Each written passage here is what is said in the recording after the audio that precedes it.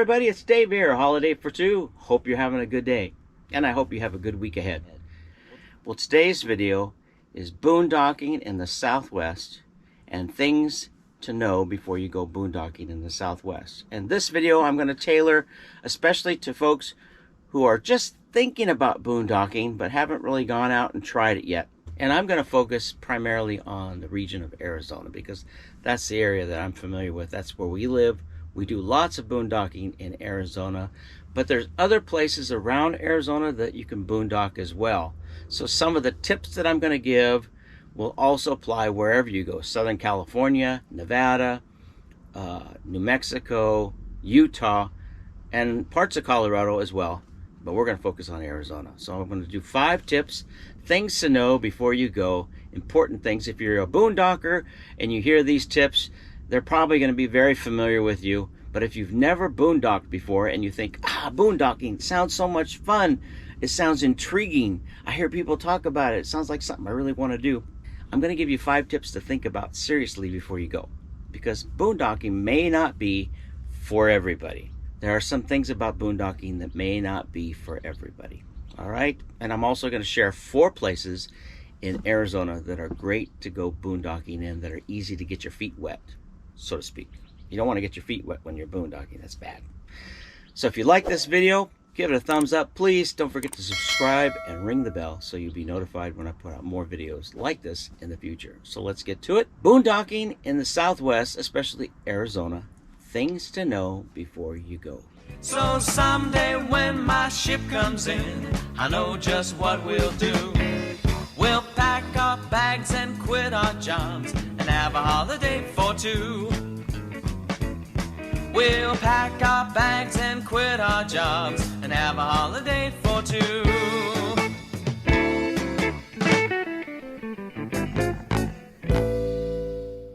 All right, everybody, welcome back. And I'm going to break this video into 2 parts. The first part of the video is going to be 5 tips before you even set out to go boondocking. And things that we've learned over the years that we've done boondocking. And then the next half of the video is going to be, I'm going to give you 4 places within Arizona to get your feet wet if you've never gone boondocking before. Okay? And remember, I'm kind of focusing on Arizona, but there's a lot of places in Southern California. There's places to boondock in New Mexico, Nevada, as other states as well. But I'm going to be focusing just on primarily on Arizona. So let's start first with my 5 tips on things to know before you go out boondocking. And I'm going to try and keep these real brief because I could actually make a video about each one of these. But I'm going to be real brief. Let's start with tip number 1. Tip number 1. Always expect the unexpected. When you go boondocking, as well as traveling anytime, whether you're traveling in a car across the country or flying in an airplane or in an RV, there's always going to be unexpected things that will happen in your trip, right? If you've gone on vacations and stuff, you know what I mean. There's going to be bad weather. There's going to be discourteous people, maybe discourteous campers or neighbors next to you. There might be vehicle breakdowns, flat tires, dead batteries, those kind of things.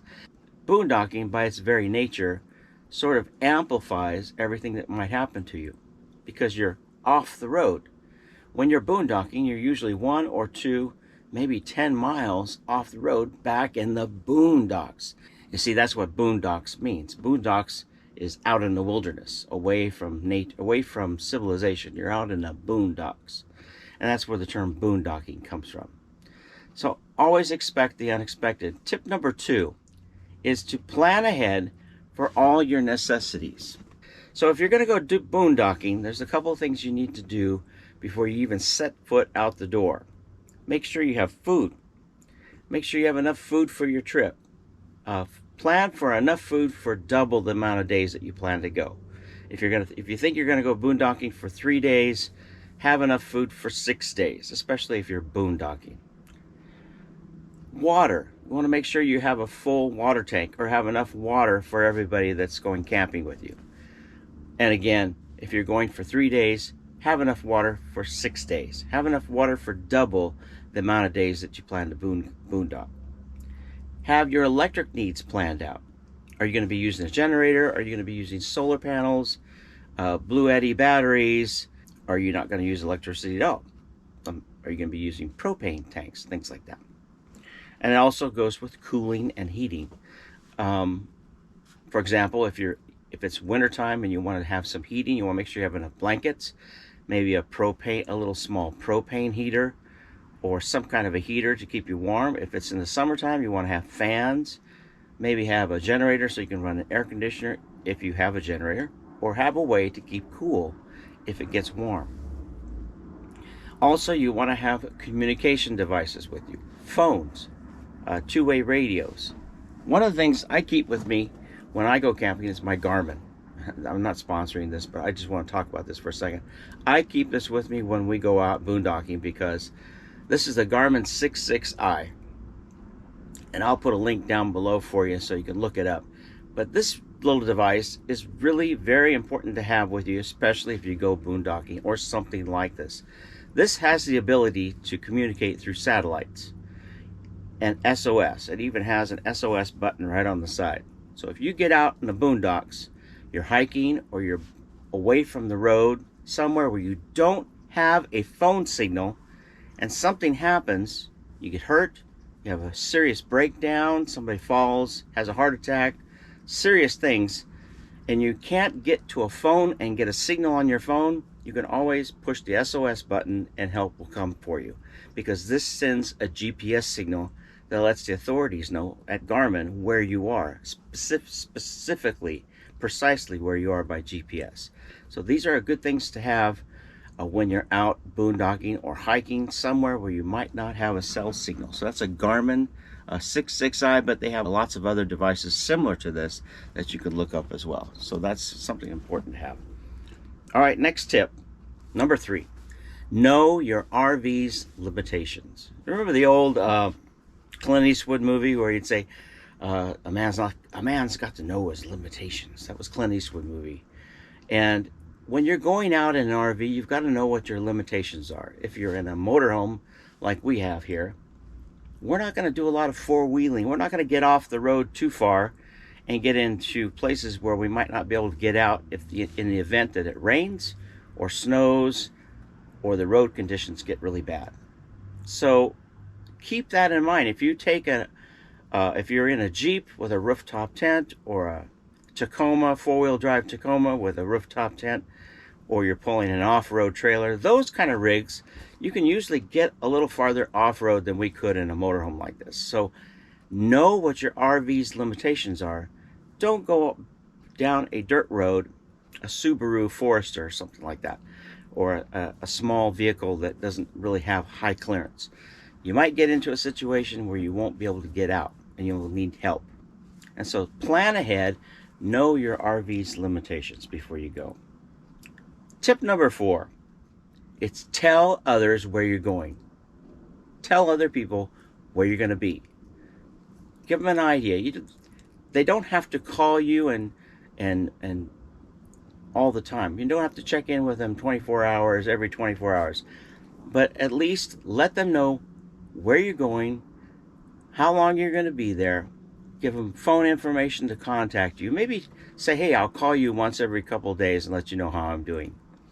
In case something happens and you're not back within a week or whenever your specified time will be, it's good that somebody knows Joe's out camping. He's been out camping for a week and we haven't heard from him. It does happen on occasions. There have been situations in the past where people have gone out in their motorhome, and I remember a story about 2 years ago. I'll look it up. If I find a little clipping, I'll put it in the video. But there was a couple that went out in Nevada. They thought they knew where they were going. They pulled off a road, a dirt road, got back a little too far and got lost, and they got snowed in. And then they made a mistake by leaving their motorhome to go back to find the main road. And that was a problem. So if you do get stuck in your RV, don't leave your vehicle unless you absolutely have to. Stay with your vehicle. And those things do happen. So it's always a good idea to stay with your vehicle if you get stranded. And number 5, tip number 5, this is the most important. Now, I don't want to scare people away from boondocking, but I think it's important for you to know some of these tips. Boondocking means being totally self-sufficient, as opposed to going camping in a campground. If you go camping in a campground, campgrounds usually have a camp host. They're close to the main roads, close to sheriffs, police officers. They're usually close to cities, things like that. They have water, electricity. Some campgrounds are pretty nice. They have clubhouses, they have events for the kids, playgrounds, pools. But when you're boondocking, you don't have any of that. You're usually away from all those things, because people that go boondocking usually want to be away from all that. They want to be out where it's quiet. They want to have peace and quiet in the woods and enjoy their time and rest. And that's fine. But be aware that boondocking means you need to be totally self-sufficient. People, when they hear about boondocking, it sounds intriguing, it sounds exotic, it sounds fun, but they don't think about those things that I just shared, those 5 tips. So, not to scare you, but just it's good to be aware of those things ahead of time. For those of you watching this and you boondocked before, none of those tips that I just shared are surprising to you. You probably already know exactly what I'm talking about.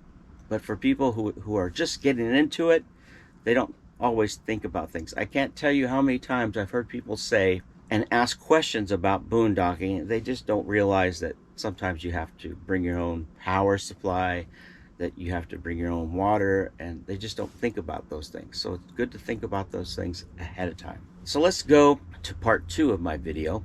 I'm going to share with you 4 boondocking areas in Arizona that are great to go to for starter boondock. If you're just getting started and you think it sounds fun, you want to try it out and get your feet wet, here are 4 places to go within Arizona, and I picked 4 places that are in different spots of the state of Arizona. So the first one I'm going to share with you, spot number 1, is near Flagstaff. So if you're in Arizona in the summertime and you want to look for some dispersed camping or boondocking, Forest Road 222 is close to Flagstaff.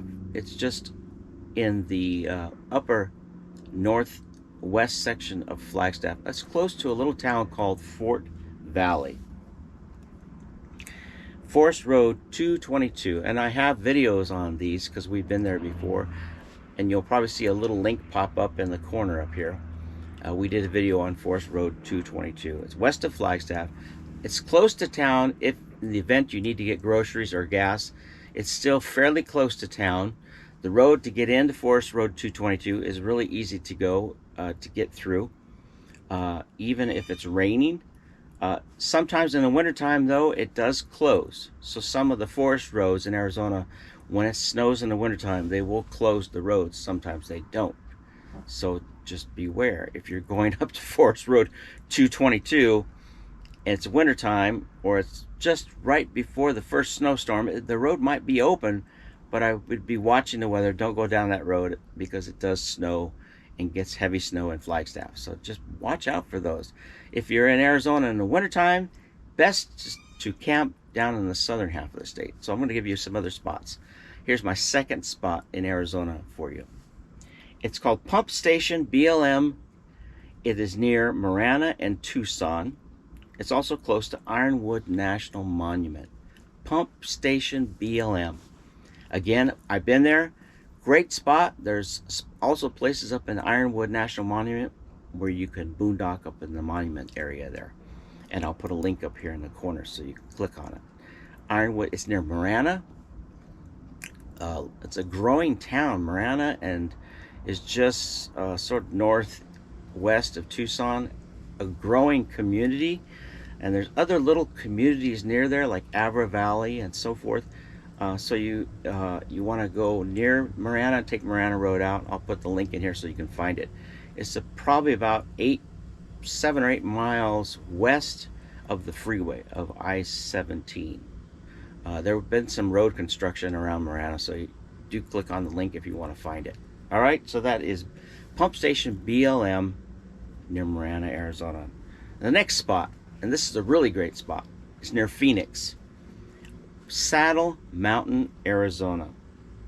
Saddle Mountain BLM near Phoenix, Arizona. And it is about 50 miles west of Phoenix. It's just south of the I-10. Again, we've been there before several times. I'll put a link up here to one of the videos that'll show you where it's at and how to find it. But Saddle Mountain is a great spot to go. It's easy to get in and out of. It's level. So if you've got a trailer or a big motorhome and you're worried about being in a level spot, Saddle Mountain has a lot of level spots to go to. It's a great spot if you'd like to do a lot of hiking, off-roading, or rock collecting. It's one of the actually one of the top places in the Southwest for collecting agates, fire agates. And so if you know what those are. But we've been there before. I'll put a link up here for you for Saddle Mountain, BLM, just about 50 miles west of Phoenix on the I-10 near Tonopah. The last spot that I'm going to suggest is for Quartzsite, Arizona. And this is a good spot. I know those of you who are familiar with Quartzsite are going to probably say, "What? There's better spots than that." I picked Quartzsite because for people who are not really into boondocking, who've never done it before, for those who've never done boondocking before, Quartzsite is a great spot to go to for a couple of things. Let me kind of explain this.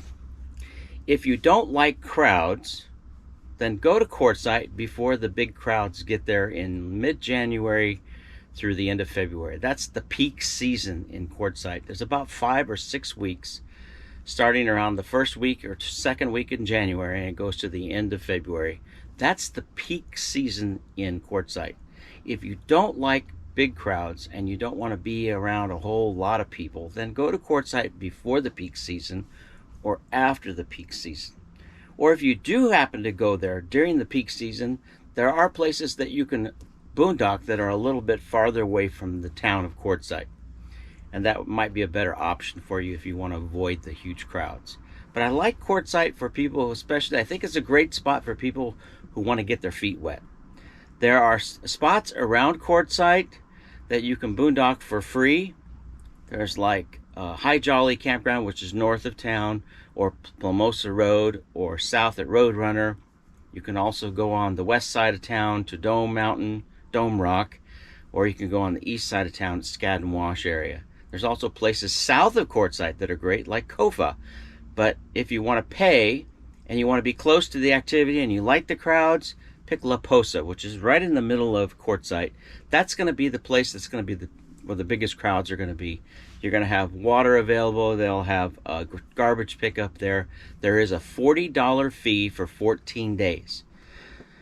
So you will have to pay the $40 fee to stay in La Posa for 14 days. Or I think it's $180 for 6 months. And there are people there that do stay there for 5 or 6 months out of the year because the weather in Quartzsite in the wintertime is nice. There's tons of videos on Quartzsite right now. I mean, there's a lot of videos out there, so look it up. But it's a really great spot to get your feet wet. So I hope you found this helpful.